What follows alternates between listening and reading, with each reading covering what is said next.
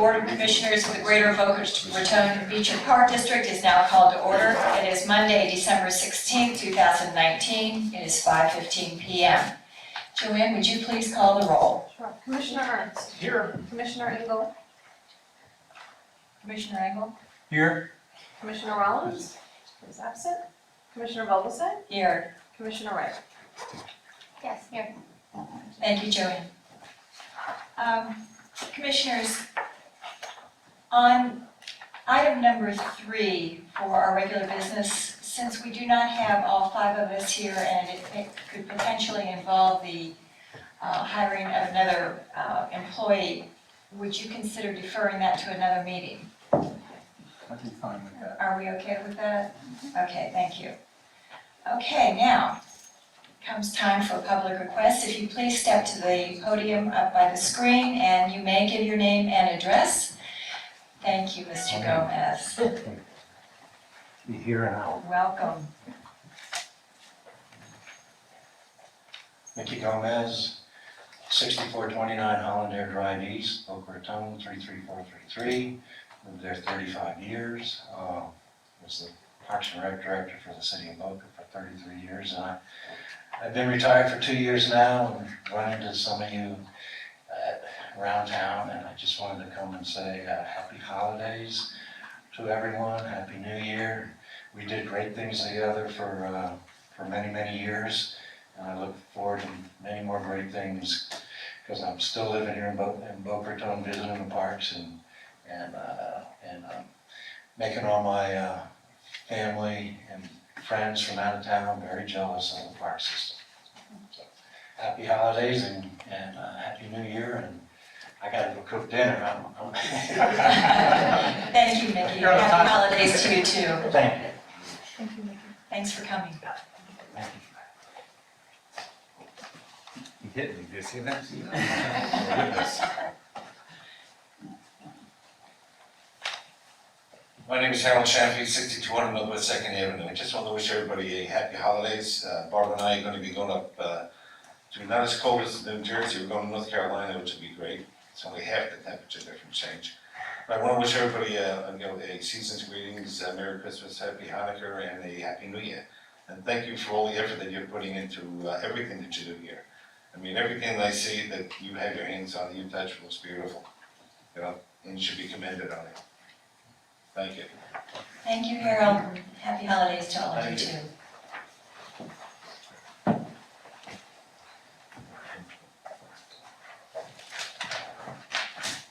How you doing? Petra Andriotis, 20889 Hamilton Court.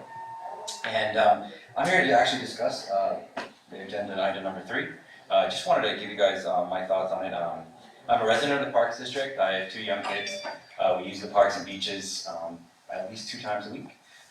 Classic Gumbo Limbo and all things. So you guys do an amazing job of getting here. It's one of the real reasons why we are here. You know, growing up in South Florida, the Beach and Park District in Boca has been an amazing thing to have.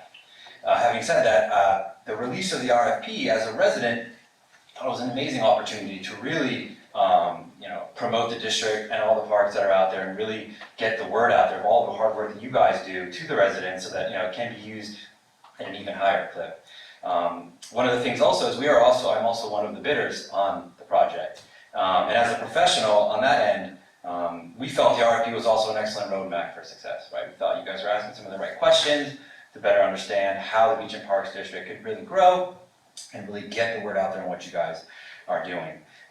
Having said that, eliminating the RFP and precluding, you know, not only full-time professionals, but agencies and really residents of the park who care beyond the RFP, the opportunity to at least complete the process, right? Getting the ideas out there and the values and the ROI that obviously multiple agencies have seen is there, right? An opportunity to really help the Parks District grow. When looking at the proposal to hire a person to really fill the role of an agency, we felt in our experience, being online marketing certification professionals, we actually certify organizations and work with them going forward. My past history is with talent acquisition and multiple certifications in behavioral analysis and emotional intelligence. and have built talent funnels for organizations all over the globe. And in asking what you're asking a single person to do at a part-time clip is something we call in the talent world, we call a purple squirrel, right? Right, a purple squirrel is a job description and a compensation structure that make it impossible for a position to be acceptably filled. Now, having said that, I truly believe that if you do put this out there, you will find people will apply for the job and they will come out there and try to fill it. But the vastness of what our understanding of what you guys are asking to fill and what we believe, as I believe as a resident of the Parks and District, that is needed to get people aware of all the programs that are out there, that are happening, whether it is a Gumbalumbo, Sugar Sand, or Patry, for all the other things that you guys, are doing to ask a part-time person who, in the job description, would have 6-month experience, becomes very difficult to understand that would be accomplished, right? In the way that we understand you guys are asking through the RFP.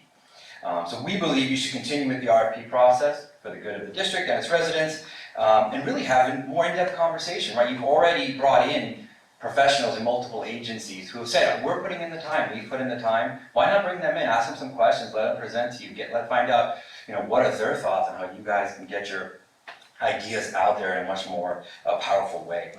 And then lastly, I think the question we had now was also about the why. Why was the decision to change all of a sudden? What were the things that came into play, whether they were budget or value or ROI, or what are the things that you were looking at? We'd love to hear more about that, and we'll definitely be part of that kind of a conversation. So having said that, we appreciate your time, thank you very much, and happy holidays. Well, thank you, and you brought up some very good points. We really appreciate that. Would you define the purple squirrel again? Yeah. So it's when a job description and the compensation structure for a role would be one that is impossible to fill. Okay. What firm are you with? Predict. Okay. Yeah. I guess I should have said that at the beginning. Okay. Well, thank you very much. You're welcome. Happy holidays. You do bring up some very good points, and we will discuss it. This will be on a future agenda, but Wonderful. since Mr. Rollins wasn't able to be here, Makes we sense. just felt that this is a very large area that we need to cover, and we need to have all 5 of us here. Appreciate it. It may be the second one in January, which is the 21st. It's not the 20th, because the 20th is a holiday. Perfect, we appreciate it. We're following along, so we appreciate that. Thank you. Okay, well, it's good to see you all. Thank you. Is there anyone else who would like to speak at public requests? Hearing none, public requests are now closed. We now come to the approval of the previous board minutes. The first one is for the joint meeting held November 12, 2019 at 5:30 p.m. That's on page 1 of your agenda packets. Do I hear a motion, please? Move to approve. Second. Any discussion? All in favor say aye. Aye. Opposed, like sign. Motion passes. Joanne? Thank you, commissioners.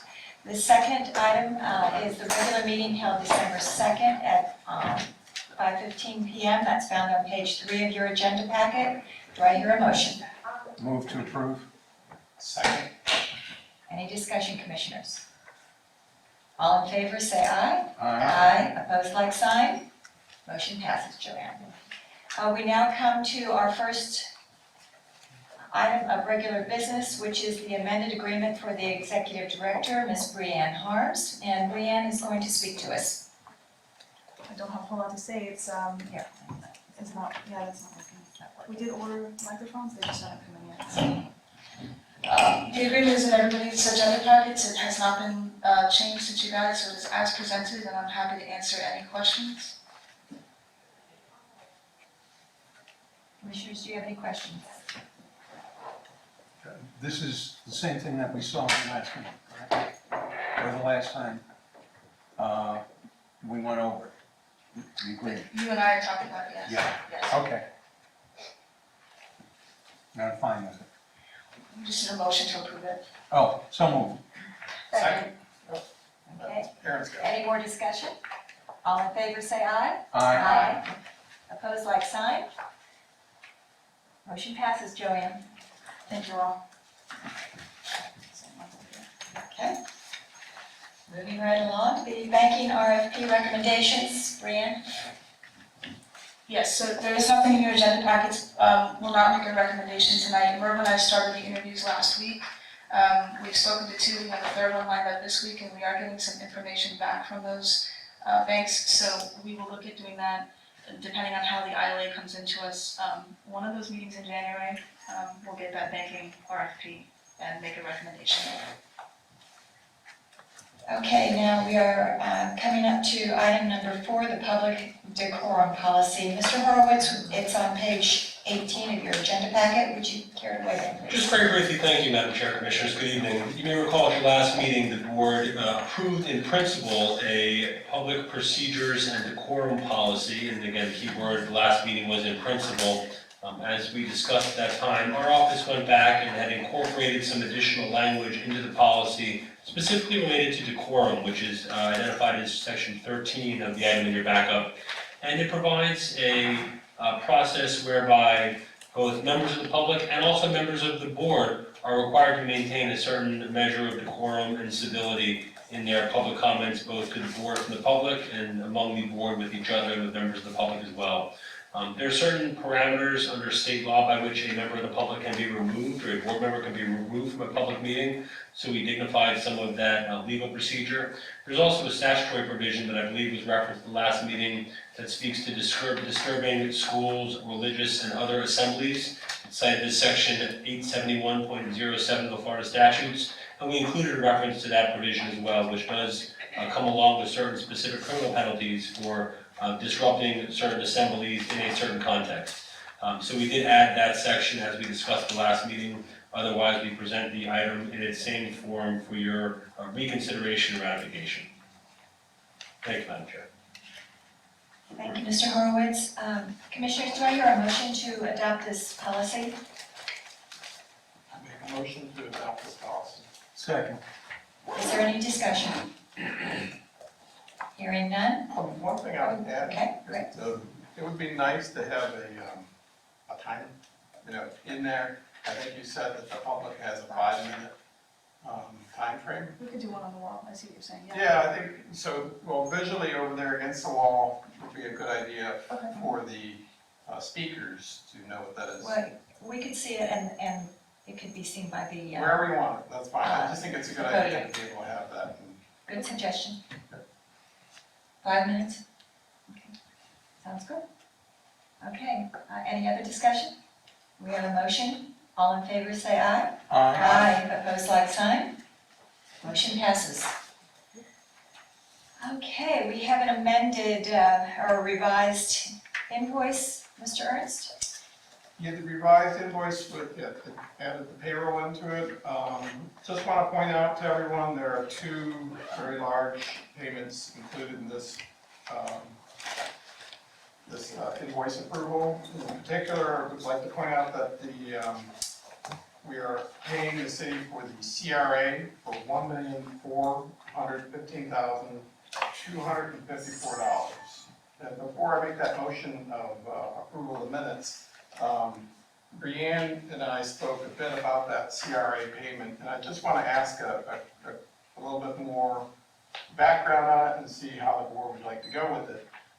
In particular, the Community Redevelopment Agency was paid in 2016 $976,588. In 2017, they were paid $1,249,748. In 2018, it was $1,003,42,276. And now we're at $1,412,254. So the question to the board is, are we obligated to make this payment or not? There's some discussions. Our council has gone back and looked at that. There is discussion. How would you like to go? Jacob, since we discussed this. Sure, I'd be happy to. Again, this is a conversation that we've had before, but I just want to offer a little additional context.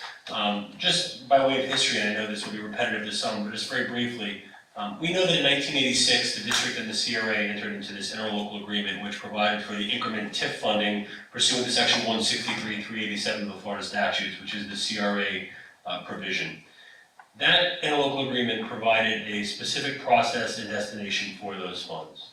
In 1989, March 22nd to be specific, the district and the CRA amended that interlocal agreement, which expanded the allowable destination of those funds to include what was then referred to as the Meisner Park project, including the debt service on the Meisner Park project. Fast forward to 2019.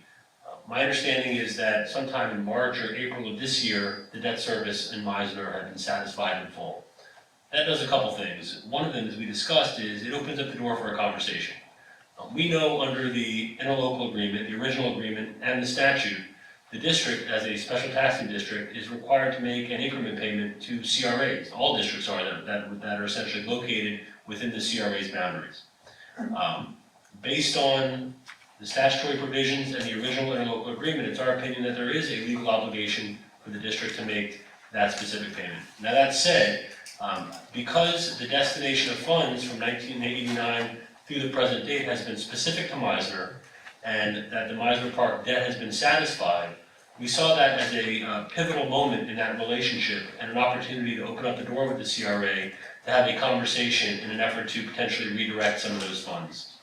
On September 30th of this year, at the board's direction, our now executive director, Ms. Harm, sent a letter to the city manager in his capacity as the executive director of the CRA to essentially open up the door to that conversation. And there's a provision in Chapter 163 that allows the governing body acting as the CRA to exempt the district from those payments.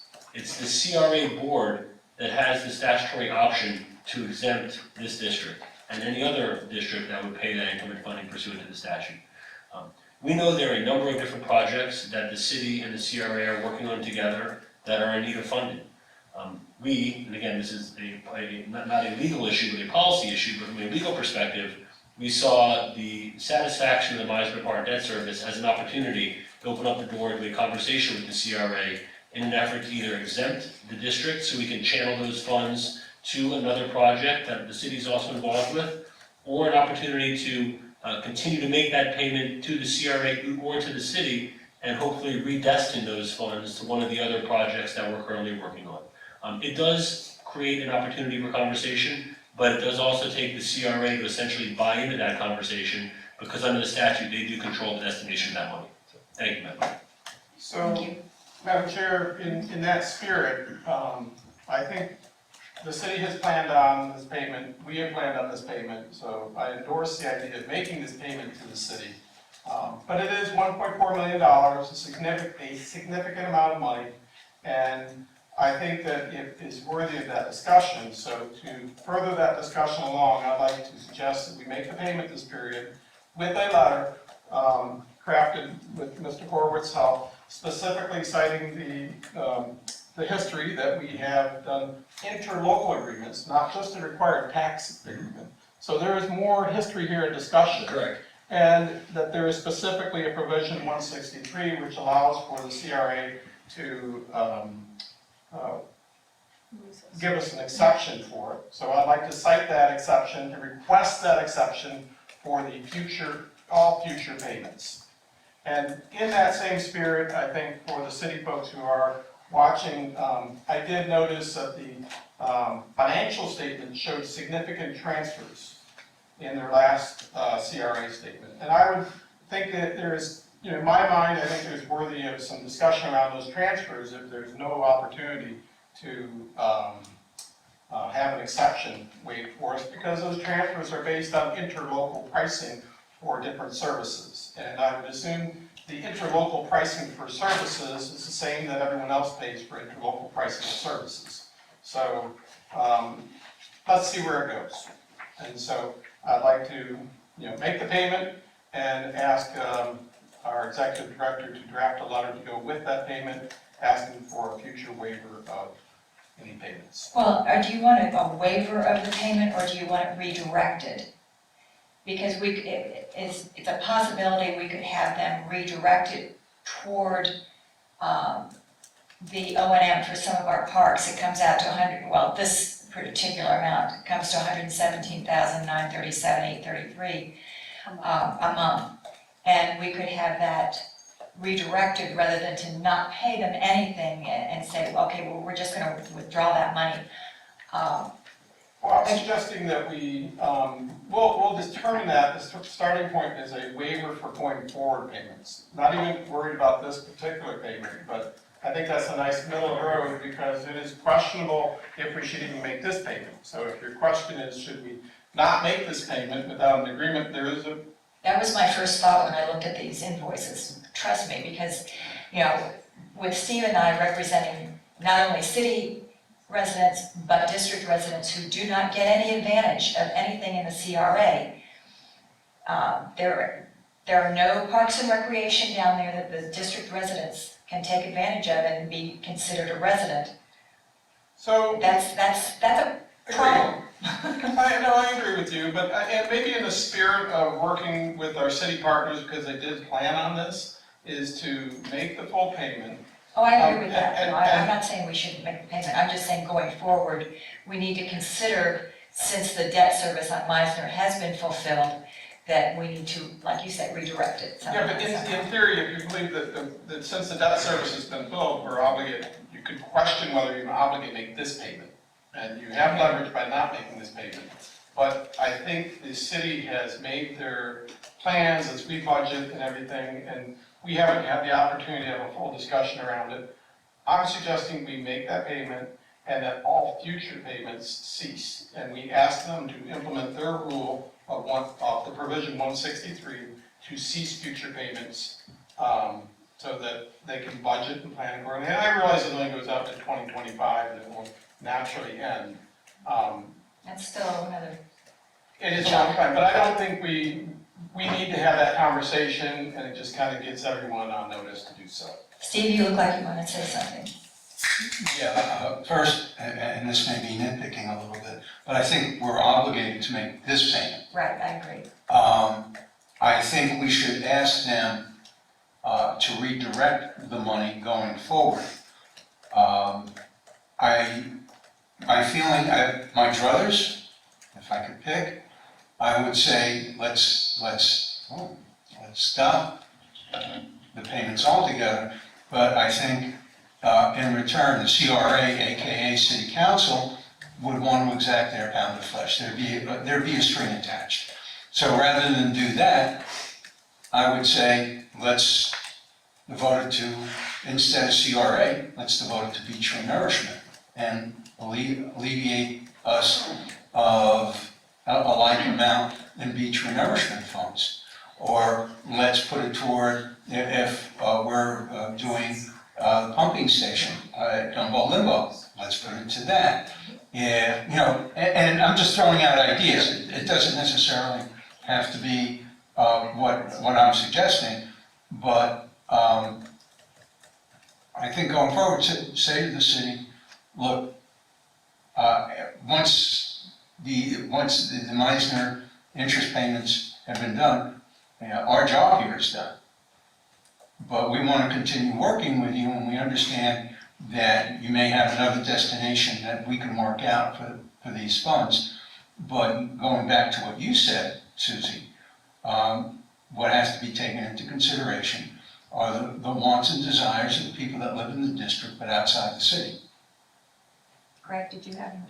I mean, I think we're saying the same thing. We are. By doing this, we will open the discussion, and whether we, quote, redirect it, I would rather not earmark what we're spending it for, because we already know we have a lot of expenses that are out there, a lot of things, but this is for the next budget cycle, not for this budget cycle. Mr. Horowitz, how do we stand on that? You said that we have a legal obligation. Excuse me, and nothing I've heard in the conversation thus far has given me any reason to pause or any moment of trouble or concern. As I said, back in September, Ms. Harms sent a letter to the city manager, which essentially embraces a good deal of the discussion that we're having right now. It invokes that specific provision in Chapter 163 that allows the city, as the entity that created the CRA, to exempt the district. To the best of my knowledge, we have not heard a response to that letter. It may be appropriate to send a follow-up to this letter to the city manager along with this payment check to essentially continue that discussion, hopefully get some response from the CRA moving forward. Yeah, the only exception, I agree with what you're saying, but what I'd like to be is crystal clear that all future payments, we're requesting the CRA to take action to give us an exception to no longer pay future payments. We will include that in the letter, that's the direction of the board. Are you good with that? Commissioners, Aaron, you haven't said anything. So just request not paying before having a discussion with them? No, there is a provision there, according to what's out there, is 163, which allows the CRA to Right, make an exception. make the for exception. payments. And so since we haven't heard from them, we're gonna make the statement saying, we would like you to invoke that waiver and give us that waiver for going forward payments. Right. And all of it, of course, look, we're all the same, like, we do have a larger base, you're correct, the district is larger from a resident's perspective, but the majority of the residents are city residents, and so any expenses that we save with the CRA will be redirected towards other things. That could very well be, any of the maintenance facilities that we've talked about, any number of things, including the golf course, so it's sort of like moving the money from the right pocket to the left pocket. Right. We all want to get these projects done timely, it's a matter of us, having that resource. Right, and I don't see any reason why we can't request that. We've fulfilled our obligation, so, we might as well. Okay. So Mr. Horowitz and Brianne will craft a response to accompany the check that we are going to approve today if these invoices are approved. You need a motion. We have not had a motion yet. So I would like to make a motion that we pay the city $1,400,015,254 for the CRA payment. And with that payment, we will provide a letter requesting, referencing the prior letter, as well as requesting the provision in the CRA to waive all future payments and to specifically take some action on that and get back to us. Do we have a second? Second. Any more discussion? All in favor say aye. Opposed, like sign. Motion passes. Joanne? Okay. Now, we also need to approve the invoices. I have not forgotten. So, the next item is approval for all invoices in the total amount of $4,255,689.78. And among those large payments is our preliminary 2019 O&M, which is over $2 million, as well as the final payment for artificial turf day. Quick question. Since we handled the CRA payment as a separate item, shouldn't that be deducted from the $4,255,000? Mr. Horowitz? If it's included with this motion, we'll make sure the payment only gets made one time. Okay. I trust you. Was that a second, Steve? Yeah, that's a second. Okay. Any more discussion? All in favor say aye. Aye. Opposed, like sign. Invoices now passed. Thank you, Joanne. Thank you. Okay, moving right along. Reports and discussion, our Executive Director, Brianne Harms. Okay. I put a couple items out for everybody. These lights for runners, if you're into that kind of thing at night, as well as some pencils. The recreation staff have been working on their swag that they give away at events to rebrand so that we're included in that. And people start identifying us as part of Parks and Recreation programs and facilities throughout the city. So we're going to start seeing our logo and the Better Together slogan on more items that are given out to the public, which helps put us in a good light with the public, and that's always a good thing. I reached out to Mike Wika last week as well as today to get an update on the interlocal agreement as well as the tower at Gumbo Limbo. I have not heard back from him, so I'm hoping we'll touch base this week, and then I'll send out an update to everybody via email on both of those. And we may want to put the tower update, if we could get somebody from the city to come give us an update on that at a future agenda, later in January, February. I want to thank you all for your support over this past year. And I have a few things I want to say, so just give me a few minutes here. As we've transitioned with me in the executive director role, I've had to make adjustments along the way, and I'm grateful for the patience of each of you who have believed in me and supported me. None of you guys are here for the fame or the riches, that's obvious. And you guys are really the epitome of public servants, giving countless hours of your time for everybody in this community, as well as the staff here. So I'm grateful for that. When Erin first started on the board, she was quiet, she didn't speak to me much. And now I know it wasn't just me. She's just humble, quiet, and thoughtful almost always. We all know sometimes that her integrity and unabashed honesty makes us all stare like deer in the headlights, but she also has a sense of humor that's had me in stitches when I didn't think I could laugh. And she has a heart for animals and people that's a true testament to why she's here on this board serving this community. Craig and I have got to know each other very well. In fact, Craig knows my morning routine probably better than me, and he probably knows a little too much about how I feel about my fellow commuters and how they drive. He's always willing to tackle any topic with me, and weeks later we re-tackle it after he's researched it, talked about it with others. He's got more in-depth and informed opinion, he's got spreadsheets to back it up. Somewhere between being a dedicated father and his extensive day job, he sends me links to YouTube videos about billy bunkers, or website links to information that might help me in my role, because he really cares about what this district does for our residents. He wants the absolute best of the best for the users of our facilities, and he's always thinking of new ways to make things better. Steve and I have talked more this past year than we did in the previous 5. I'm sure I had given him some material for his stand-up routines, but I'm always grateful for his insight, and I'm routinely impressed at how he can recall a story from his personal experiences and eventually get around to how it relates to district business. He has a wealth of anecdotal stories that could fill up the shelves of a library, and I actually am looking forward to hearing all of them. And I'll edit them for everybody that I tell him to later. We all know where he stands on green space, and his loyalty to preserve it for the community is exemplary and admirable. Bob's not here tonight, but I told him this. I keep a journal of Bobisms, which is a running list of Southern phrases that he throws out there every now and again, and I promise someday I'm going to use them in my own conversations, but I always forget them. I've also learned that you can't go anywhere in Boca without somebody knowing who Bob Rollins is. He has the incredible history and knowledge of the district, and I'm trying to ask him as many questions as I can whenever I have a chance. He has given countless hours of his time to this community, both on this board, as well as the other boards and organizations he serves. He's been a coach and mentor spanning generations. And while I learn a lot from Bob through all of his knowledge and history, it's really when he starts talking about his grandkids that you really get to know him better. And they are why he continues to serve this community and why he continues working so hard to make sure that we have the best parks and beaches. And Susie, she retired last year and probably thought she was going to have it easy this year. Little did she know that in addition to having the whole golf course thing to iron out, she'd also be the chair with a newly minted executive director to show the ropes to as well.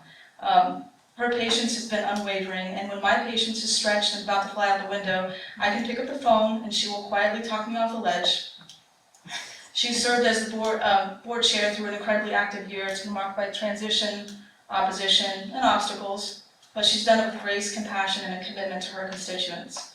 I'm grateful for her guidance, insight, and thoughtful questions, even when they come to me at 5 a.m. I'm telling you, she wakes up thinking about district business. And beyond her dedication, it's her kindness and ability to find the good in any situation that's been one of the greatest gifts that she shared with me this year. So thank you all for bearing with me through this. I needed to tell you how much I appreciate all of you and what you do for this community. And it's an honor for myself, and I know these two would also agree with me, to work for you guys and to see all the work that you do. We've done a lot of great stuff this year, from the fields at Patry to opening this building up to the batting cages, and we are all very excited to get to work on more projects. So thank you all, and happy holidays to each of you. Thank you, Brianna. That's it.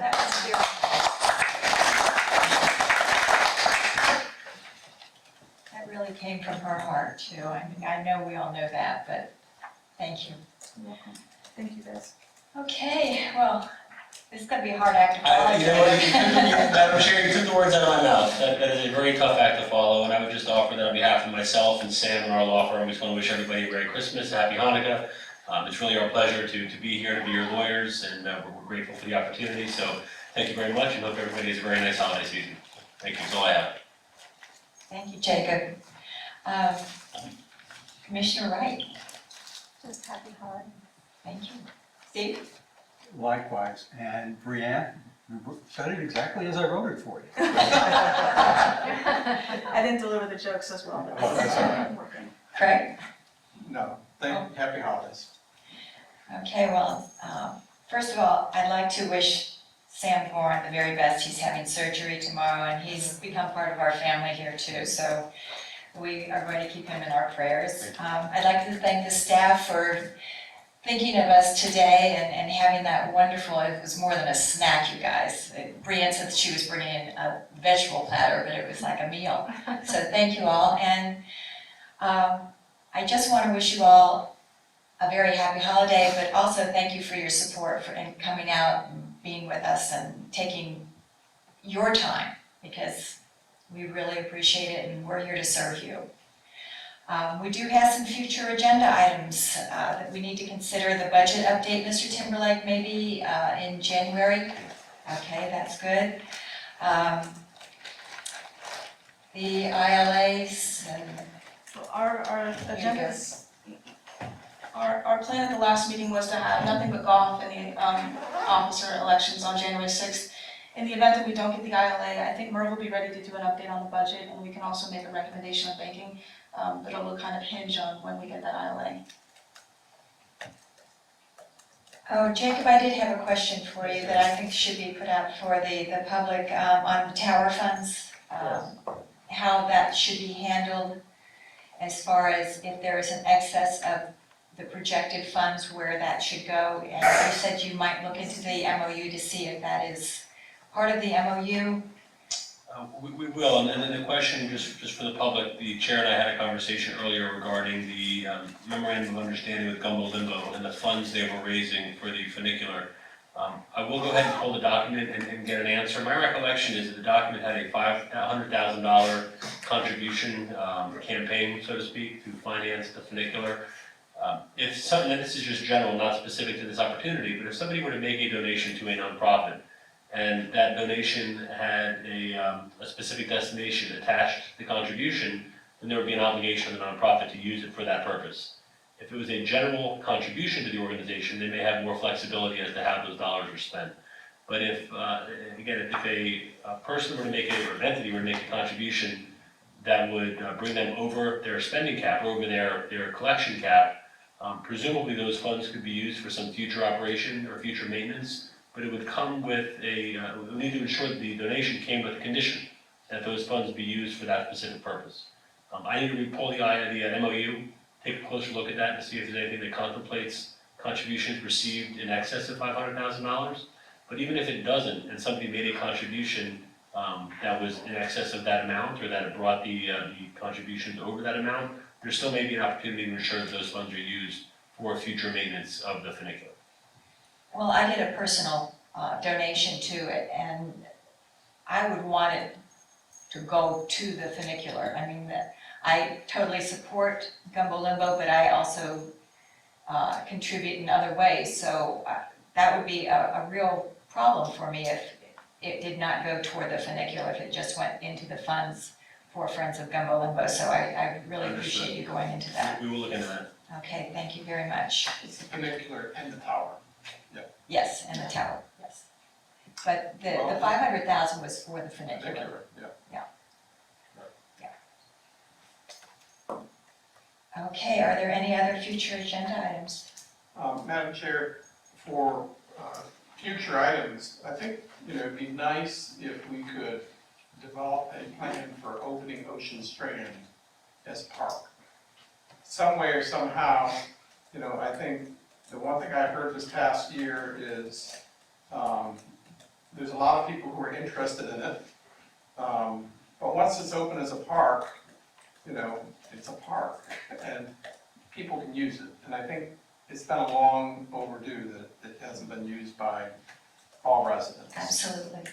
I had some talks over the last few months with Brian, and she came up with some really good ideas, So yeah. maybe it's a brainstorming, a development of what are the ideas, Yeah. what can it be used for, Yeah. that we can stage it out over next year as a I mean, priority. you said, we could do it really inexpensive too.